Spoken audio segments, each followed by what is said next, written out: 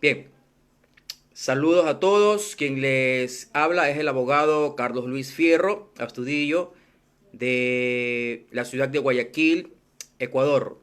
Un agradecimiento muy especial a nuestro distinguido licenciado Paco Olvera, que me ha invitado para dar esta pequeña ponencia, estas cápsulas legales con respecto a las normativas legales que existan a nivel internacional sobre el tema de pensiones de alimento de los niños, de igual manera sobre la adolescentes infractores y de igual manera sobre el trabajo infantil. De antemano pues quiero dar un caluroso saludo a todas las madres que en este día pues muy especial se está conmemorando, ¿no? ¿Verdad? Un saludo pues también a mi querida madre, a mi querida esposa y a todas pues aquellas bellas mujeres luchadoras que son madres. Vamos a iniciar esta pequeña ponencia por mi parte, hablando justamente sobre la Convención de los Derechos del Niño. Recordemos pues que existe una Convención de los Derechos de un Niño creada en 1989. Esto es uno de los instrumentos más avanzados en materia de derecho de niñez y adolescencia. Establece que los niños tienen los mismos derechos económicos y sociales y culturales de los adultos, además de los que se desprende de su condición de niños, y por no haber alcanzado todavía el pleno desarrollo físico y mental, requieren de una protección especial. Incluye el principio del interés superior en la implementación de políticas públicas que se orientan hacia el desarrollo de una cultura más igualitaria y respetuosa de derechos de todas las personas y en especial de la niñez y adolescencia. Esto es un principio jurídico en la cual es garantista y considera el principio rector de esta Convención de los Derechos del Niño. Con respecto al tema de pensión de alimentos, sabemos pues que todos los niños pues tienen derecho a una familia ante todo, ¿no? ¿Verdad? Que esta familia pueda cubrir todo el derecho que necesita el menor para su desarrollo integral. En este caso sería la alimentación ante todo, la cultura, el respeto, un hogar y también la protección. Una protección de ámbito afectivo y también psicológico. Pues recordemos pues que la primera educación inicia desde los hogares.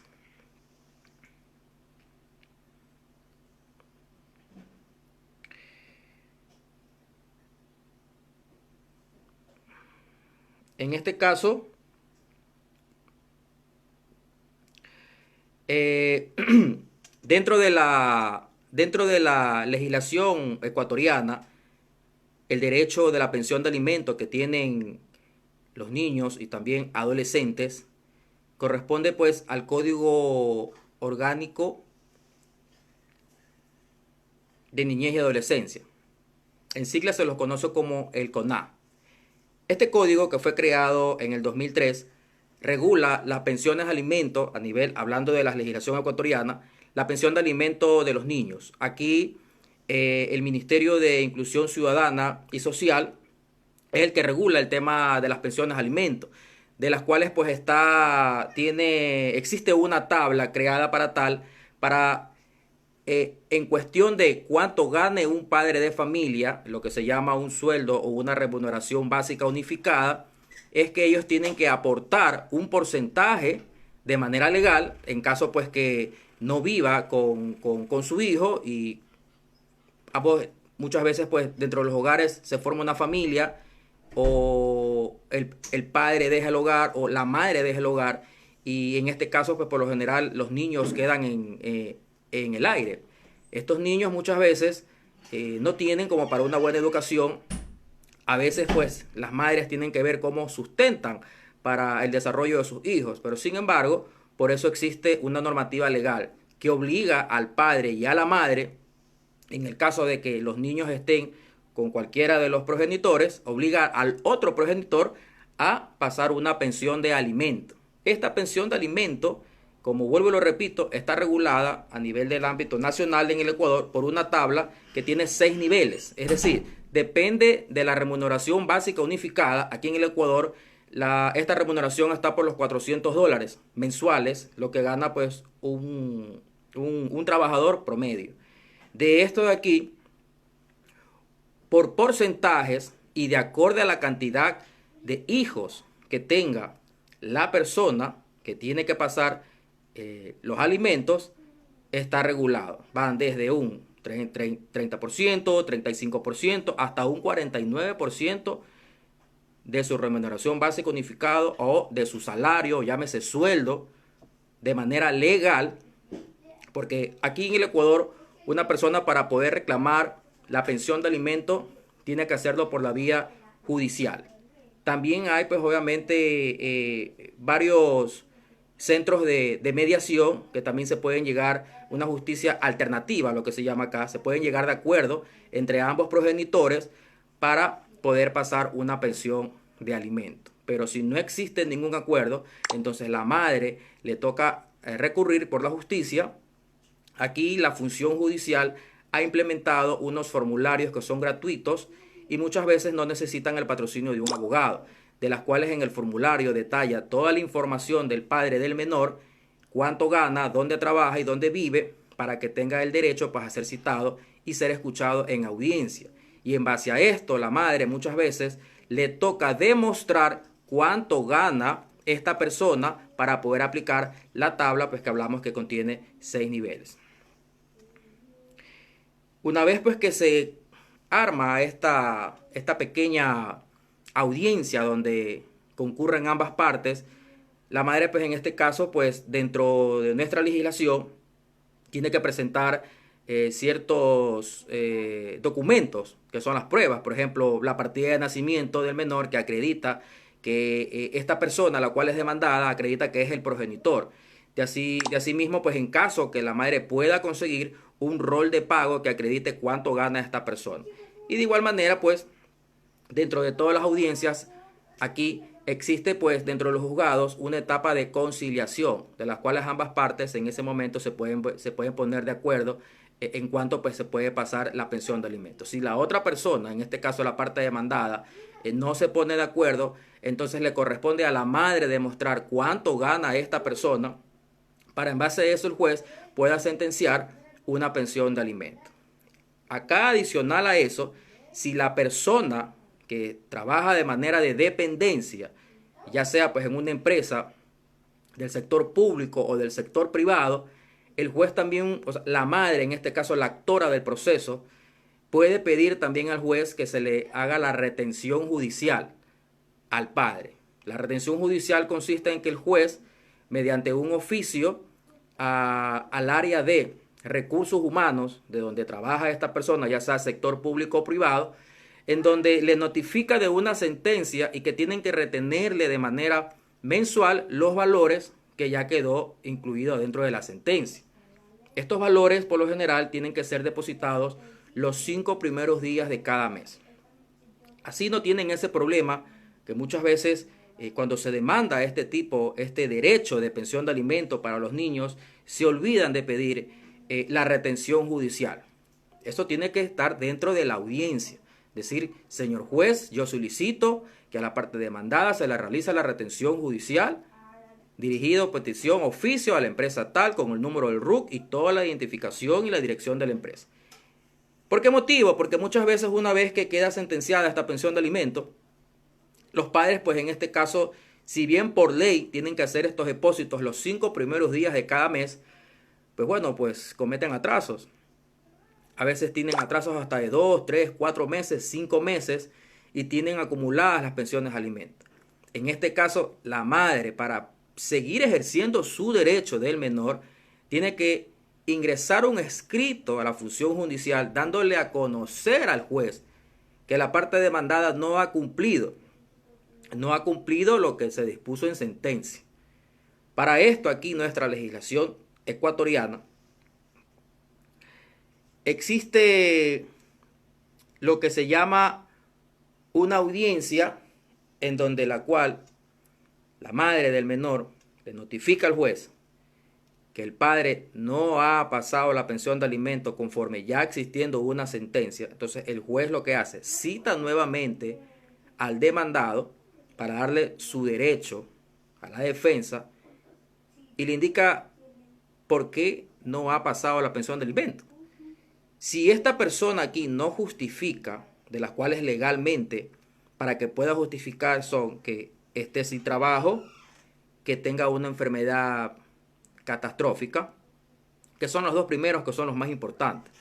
Si no justifica de que estas dos, o que no tiene trabajo, o que tiene una enfermedad catastrófica, entonces el juez le dicta prisión por un lapso de 30 días. En nuestra legislación ecuatoriana, en nuestra constitución, si bien no aplica pues el tema de que nadie puede ser encarcelado por deuda, pero en este caso, por pensiones de alimentos sí.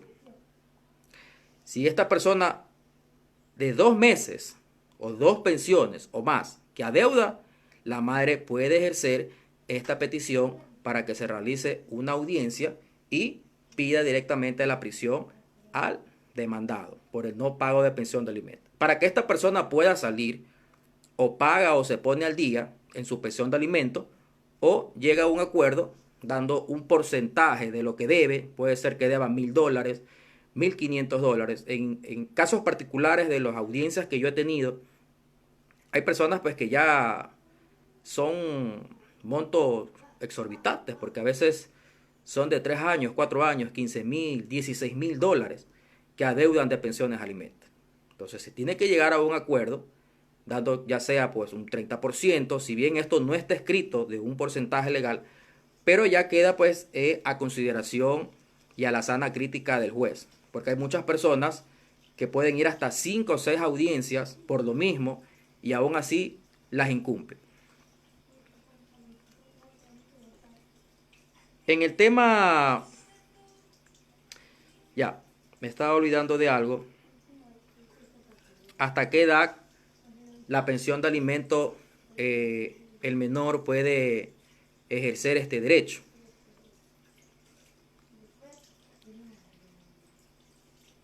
Dentro del código, dentro de nuestro código de la niñez y adolescencia, estipula que este derecho lo tienen los niños y adolescentes desde los 0 hasta los 18 años. Tienen este derecho de recibir la pensión de alimento. Esta obligación se puede extender hasta los 21 años con la condición de que el joven esté estudiando, y en los casos de discapacidad esta pensión puede llegar a ser vitalicia. De igual manera, el código antes mencionado, el Código de la Niñez y Adolescencia de nuestra legislación ecuatoriana, señala que las mujeres embarazadas también tienen este derecho a una pensión que cubra la atención de las necesidades de la madre gestante. Claro está pues que existen aquí varias demandas para que una mujer pueda reclamar el derecho de pensión de alimentos. Muchas veces pues son parejas que no son casadas y sin embargo la persona quedó embarazada. Entonces, si el padre por algún motivo no quiere reconocer a ese niño y puede decir, bueno, ese niño no es mío, yo no tengo por qué pasarte ese derecho que tú tienes de pensión de alimento durante el tiempo que estás embarazada, entonces la madre tiene que demandar, aquí se lo conoce como demanda por presunción de paternidad. Para esto, la madre tiene que demandar a esta persona y solicitar al juez que se realice el examen, lo que lo conoce aquí, el examen de ADN. Este examen de ADN el juez, previo a, una vez que califica la demanda, de oficio manda a un centro, pues aquí en este caso de los que hay en el Ecuador, hay estos laboratorios que hacen análisis de ADN, tanto públicos como privados. Aquí la Cruz Roja, nosotros tenemos esta entidad que hace este análisis a un menor costo.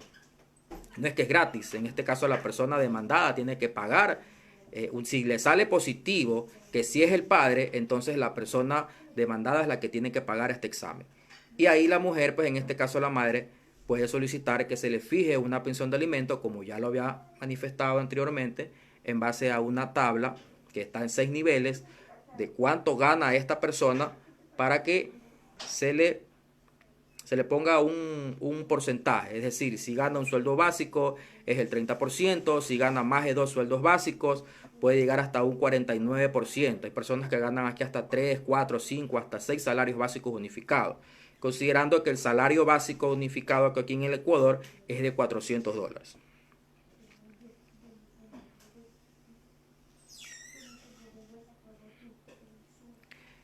Normalmente cuando la persona en sí, el padre, gana el sueldo básico, lo que es $400, se le conoce aquí como una pensión mínima de alimento que el juez en este caso podría aplicarle. Pues, ¿no? Actualmente esta pensión está por los $117 mensuales. Bueno, pues creo que he sido un poco amplio sobre el tema del derecho de la pensión de alimento que tienen los niños. Recordemos pues que esto es un derecho a nivel internacional que consta inclusive dentro de los derechos humanos y también en la Convención de los Derechos del Niño, porque todo niño pues tiene derecho a una educación, tiene derecho a una buena alimentación, tiene derecho a una familia, tiene derecho a completar y a desarrollar en su ámbito físico y mental. He hablado también sobre el tema de la legislación ecuatoriana, cómo se aplica este derecho a las mujeres de lo que tienen de pensión de alimentos y cómo es su procedimiento. Vamos a entrar ahora a un tema un poco amplio sobre el tema de los adolescentes infractores. El tema de los adolescentes infractores en la normativa internacional, la palabra adolescente como tal no existe. He hecho una pequeña investigación de las cuales determino de que en esta investigación vamos a usar la definición de menor, lo que corresponde a un niño o niña, que está establecido en la Convención Internacional de los Derechos del Niño. Esta convención pues ha utilizado por varios organismos internacionales y por los estados. En este caso, niño es todo ser humano menor de 18 años de edad, salvo que en virtud de la ley que le sea aplicable haya alcanzado antes de la mayoría de edad. Según una opinión consultiva pues, que se realizó ante la Corte Internacional de los Derechos Humanos, esta Corte determinó que es irrelevante realizar otra distinción que no sea la que se diferencia entre personas mayores y menores de 18 años de edad. Sin embargo, no obstante, todos son sujetos de derecho. Pero dependiendo de las legislaciones pues, que tengan cada país, puede ser que exista la palabra adolescente, puede ser que exista la palabra menor, o puede ser que exista la palabra niño o niña. Los niños se diferencian de los adultos, tanto en su desarrollo físico, psicológico, como por sus necesidades emocionales y educativas. Esas diferencias constituyen la base de la menor culpabilidad de los niños que tienen conflictos con la justicia.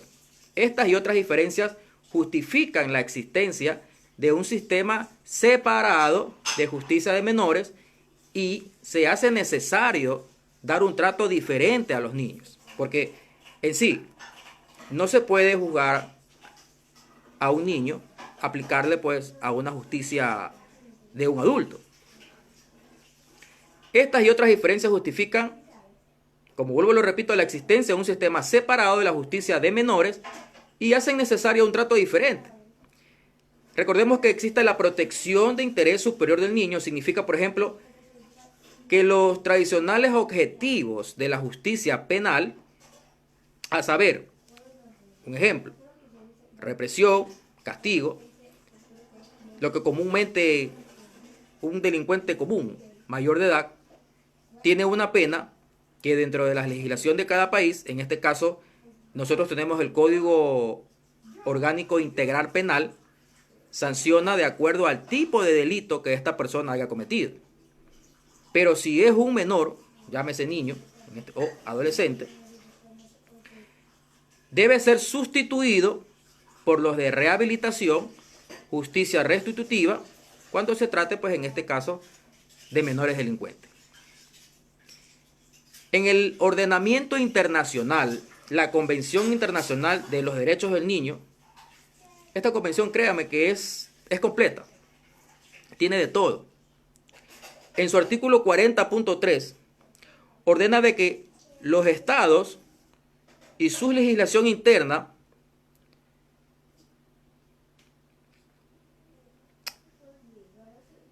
dan concepto de que los estados que son miembros, pues obviamente, pues no, que tienen que diseñar un sistema penal para adolescentes infractores, que sea de acorde con los derechos y obligaciones reconocidos dentro de esa Convención de los Derechos del Niño. En Ecuador, por ejemplo, en mi país, la legislación sobre la niñez y adolescencia menciona que los adolescentes son penalmente inimputables y por lo tanto no serán juzgados por jueces penales ordinarios ni se les aplicará las sanciones previstas en las leyes penales. En su lugar, recibirán medidas socioeducativas, aunque la responsabilidad penal del adolescente únicamente está habilitada para adolescentes comprendidos en la edad de 12 a 17 años, 11 meses, 29 días, es decir, menor de 18 años.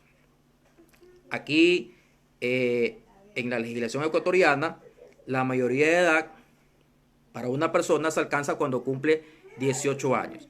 Menor a 18 años se constituye pues que todavía es un adolescente. En este caso, los menores de 12 años son declarados absolutamente inimputables. De esta forma, no se le considera al niño o niña como extenso de culpabilidad, sino que como un sujeto responsable en la medida de su comprensión del hecho. Es decir, hay tantos casos pues que se escucha de manera internacional cómo niños a una corta edad manejan armas, se drogan, existen casos de violaciones, o sea, pero son niños, tienen 12, 13, 14 años. Sin embargo, lo que menciona aquí es que no es que están extensos de una culpabilidad por el hecho de ser niños, tienen el derecho de salir a matar, de salir a violar, de salir a vender droga, porque normalmente existen bandas criminales que bien forman a estos niños justamente porque saben que tienen derechos especiales a una persona común que es mayor de edad, los utilizan pues para el expendio de droga, para el sicariato y un sinnúmero de delitos. Y no por ello es que están extensos de culpa por ser niños, no, sino que en este caso la pena a aplicar a los menores, en este caso a los adolescentes infractores, es muy diferente.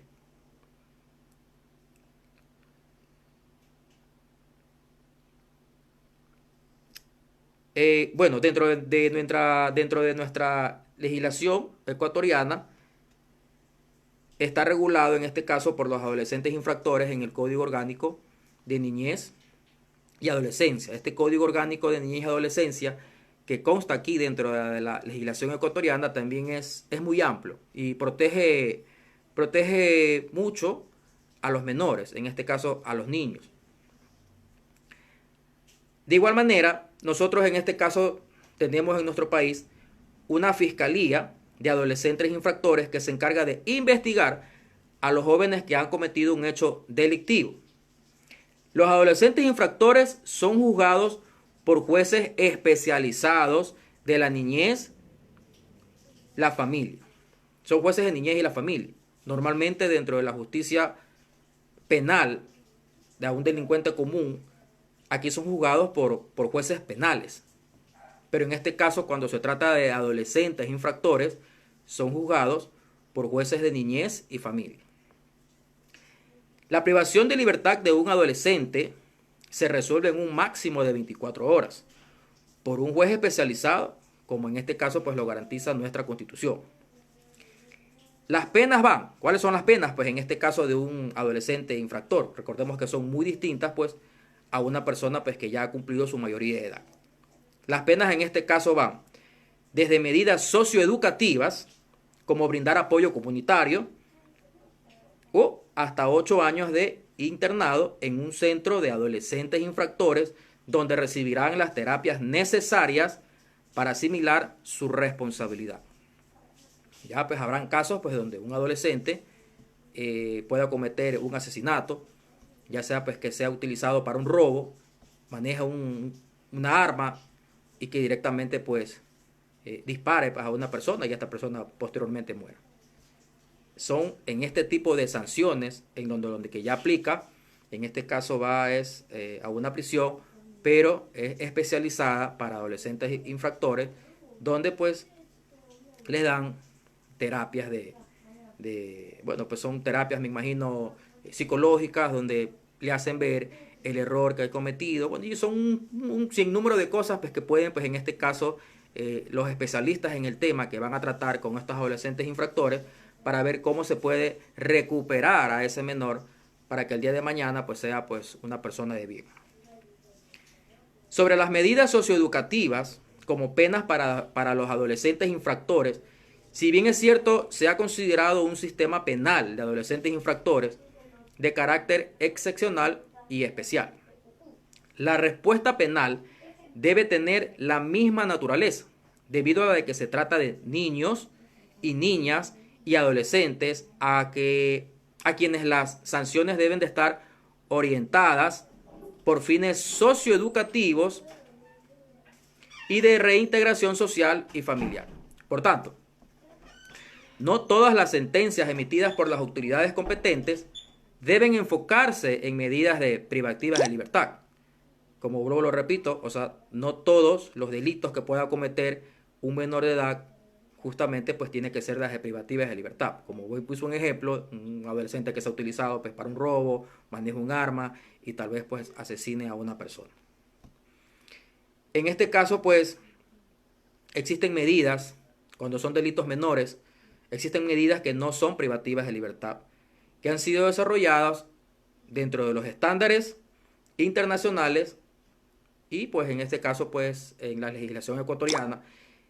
Y en todo caso desconozco las legislaciones de cada país, cómo pueden aplicar, sobre todo los países que son miembros de la Organización de las Naciones Unidas.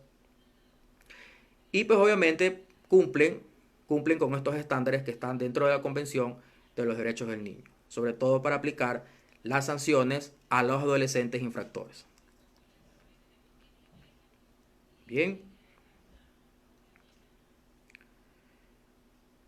Bueno, aquí encontramos, por ejemplo, cuáles son dentro de nuestra legislación ecuatoriana los tipos de medidas de criterio de aplicación, medidas no privativas de libertad, delitos que no superan los 5 años de privación de libertad. Bueno, en este caso, por ejemplo, dentro de nuestra legislación, dentro de un delito común, digámoslo así, de una persona adulta que pueda cometer, puede ser sancionado a 5 años de libertad.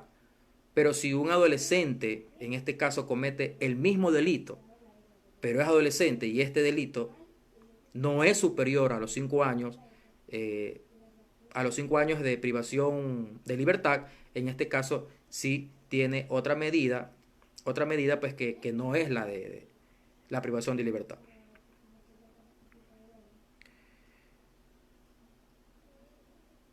Bueno, dentro de nuestra legislación, como vuelvo y repito, se presentan varios criterios de aplicación de las medidas privativas y las no privativas de libertad, aunque deja abierta la posibilidad de que en todos los casos se pueda privar de la libertad y es posible que en los delitos ya sancionados con penas más de 5 años de privación de libertad. En este caso, como ya puse el ejemplo, de un asesinato.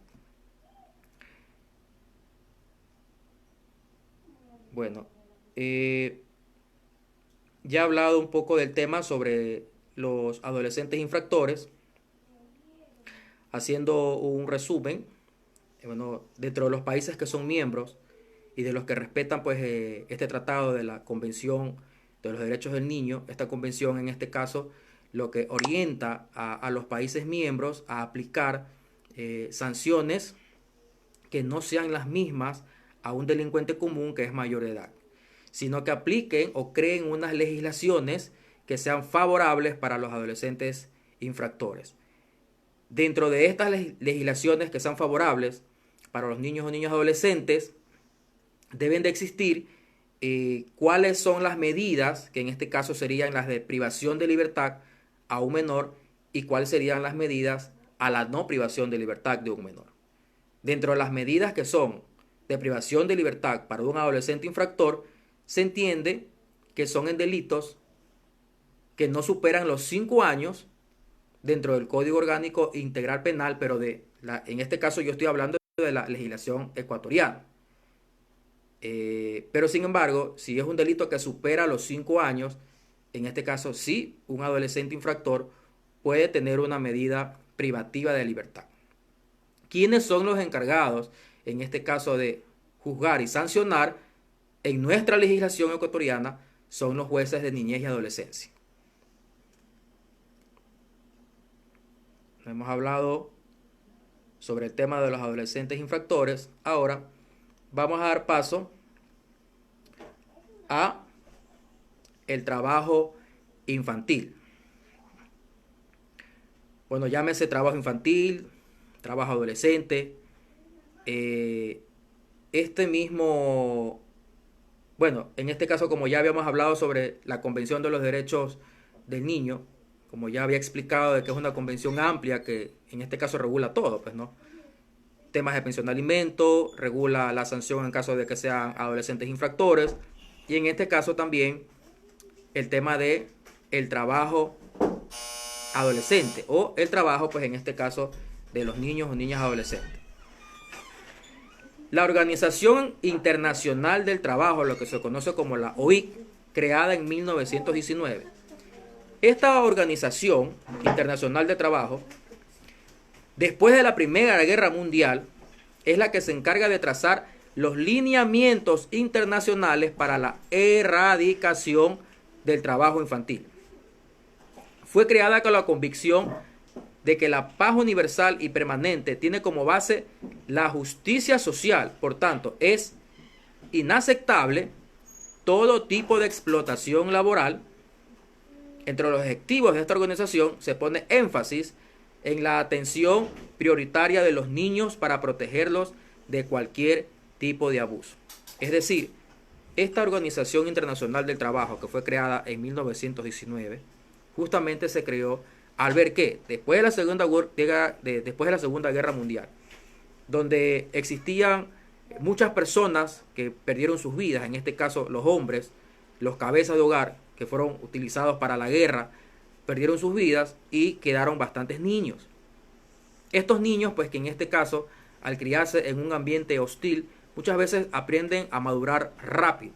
Y no digamos pues desde la Segunda Guerra Mundial, sino también en tiempos modernos, existen niños que son cabeza de hogar. A falta de un padre, al niño, a la niña, adolescente, le corresponde tomar, pues en este caso, esta rienda. Muchas veces son criados por sus abuelos, muchas veces son criados pues por padres o madres que tienen alguna discapacidad, y viendo la necesidad, o bien es por la iniciativa del menor o por iniciativa de los padres, de enviarlos a trabajar. Y obviamente, pues, de acorde a los países donde pues no exista unas políticas públicas que protejan al menor de explotaciones laborales, muchas veces los padres cometen el error de alquilar a los niños inclusive para que puedan trabajar. Ya sea pues trabajan en los campos, ya sea que trabajan en las calles, en fábricas y en muchos lugares pues en donde se denota una deplorable, en este caso, y abuso, explotación laboral en contra de los niños y niñas y adolescentes. Nosotros como país, en este caso el Ecuador, ha ratificado varios convenios sobre el trabajo infantil en la OIT, que es la Organización Internacional de Trabajo.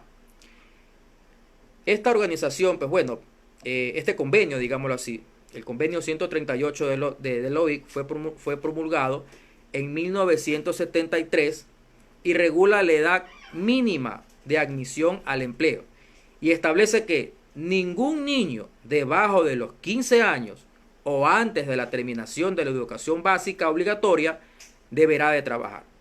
Es decir, la Organización Internacional del Trabajo, al ver la necesidad, pues, que existen demasiados niños trabajando, se crea y se formula una ley de las cuales pues dicen, bueno, si ya los menores quieren trabajar por ave motivo, porque vuelvo y repito, no en todos los países en desarrollo y los que no están en desarrollo, no es lo mismo. Entonces se crea una aplicación para proteger por lo menos el derecho del trabajo de ese menor. En este caso, para que se considere que pueda trabajar un menor, tiene que ser mayor de 15 años, no menor de 15 años. Y dentro de esta promulgación de ley por la Organización Internacional de Trabajo, depende de los países que sean miembros o que se acojan a esta disposición, tienen que crear políticas públicas dentro de sus legislaciones internas. En este caso, el Ecuador se convirtió en el primer país de América Latina y de los países en desarrollo y tercero en el mundo que ratificó la Convención sobre los Derechos del Niño en una demostración quizás de voluntad política de cooperar en este objetivo de erradicar el trabajo infantil. Como vuelvo y repito, cada legislación de cada país tiene que regular este tipo de trabajo infantil, ya sea que están dentro de sus constituciones o dentro de sus normas. Pues en este caso nosotros tenemos el Código de la Niñez y Adolescencia, que en el artículo 81 determina el derecho a la protección contra la explotación laboral.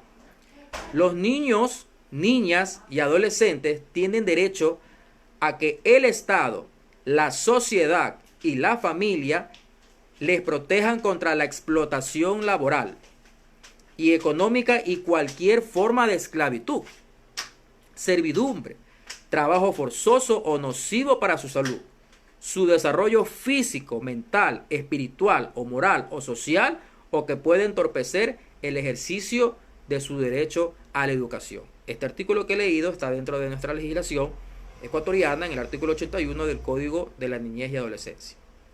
En este caso, este código fija de la edad de 15 años como edad mínima para el trabajo, inclusive hasta para el servicio doméstico.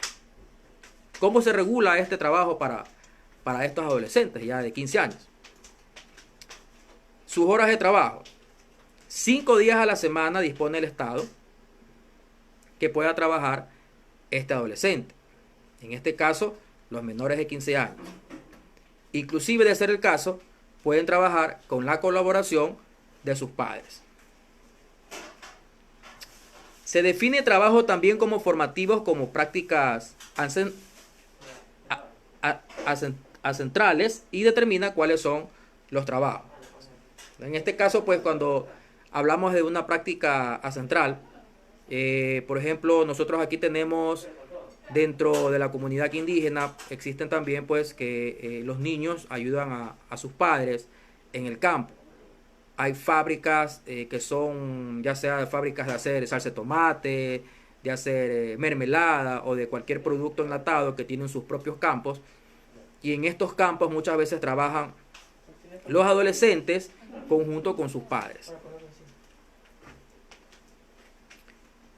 Dentro de nuestra legislación también determina cuáles son los trabajos prohibidos que tienen estos adolescentes, porque no por el hecho de que tener 15 años y la ley le permita trabajar, puedan en este caso trabajar en cualquier cosa.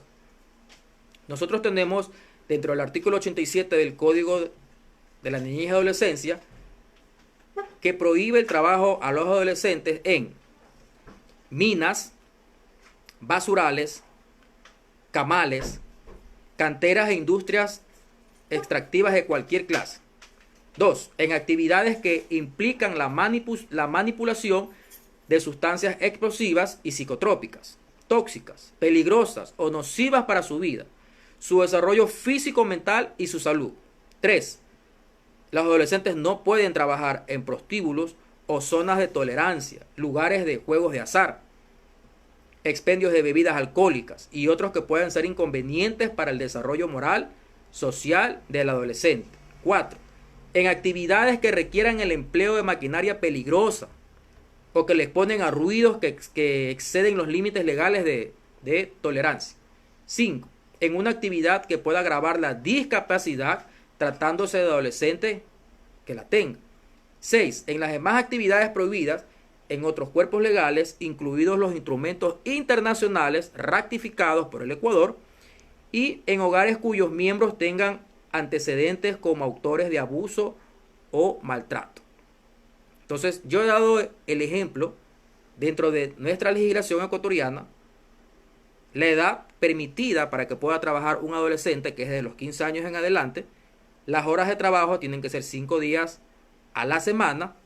Y cuál es la prohibición de donde estos adolescentes no pueden trabajar. Entonces, esto que está aquí depende de cada legislación, de cada Ecuador, que crean políticas públicas a favor de los adolescentes para que puedan trabajar. En este caso, pues, mis estimados amigos, doy gracias para todas aquellas personas que han estado conectados. He dado una pequeña cápsulas legales sobre el tema de la pensión de alimento para los niños, sobre los adolescentes infractores. También he dado unas pequeñas cápsulas de nuestra legislación ecuatoriana y también sobre la forma del trabajo infantil, de acuerdo a la Convención de los Derechos del Niño. Hasta aquí es mi intervención y muchas gracias.